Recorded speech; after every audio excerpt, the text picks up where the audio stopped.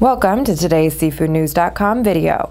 Many of my friends in Alaska have been proposing to Congress, and the Alaska Congressional Delegation has got behind the idea of doing a retaliatory boycott on Russian seafood imports by the U.S.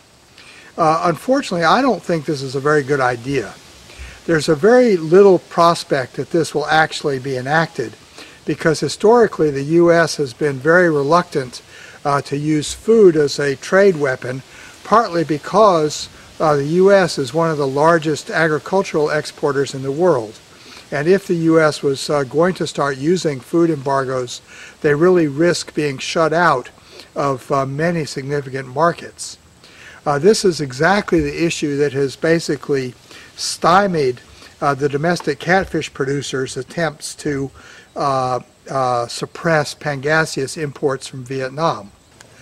Congressional sources were very opposed to this because it had the potential to start Vietnam boycotting certain American or U.S. food exports as well.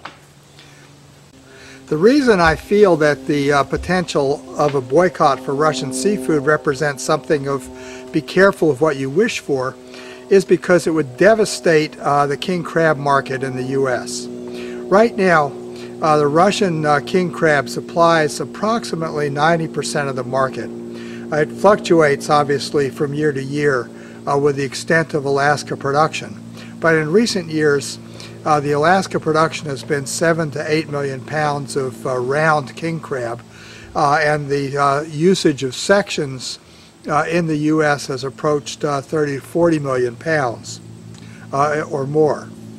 The problem with something like a boycott is it's very disruptive to those companies that have invested in marketing and selling crab, whether it's supermarkets that have had tremendous success with king crab promotions, or whether it's importers and restaurateurs or other people who have created brands or staked their reputation on crab sales. Our view has always been, in this type of a market, increased market demand is best for everybody. The Deadliest Catch, for example, provided a huge boost for all kinds of crab consumption in the U.S. One of the worst things you can do as a marketer is stimulate a lot of demand for a product and then tell people it's unavailable. What happens is it just makes them angry, they turn off the product entirely, and they go somewhere else. Were an effective Russian boycott to actually be implemented, it would basically destroy the king crab industry, because king crab would become such a rare and expensive item that most consumers and most restaurants and most retailers would not be able to buy it or use it at all. And once a product is out of sight, is out of mind, consumers would quickly turn to something else, and the sort of cachet that has been enjoyed by king crab would basically be a thing of the past.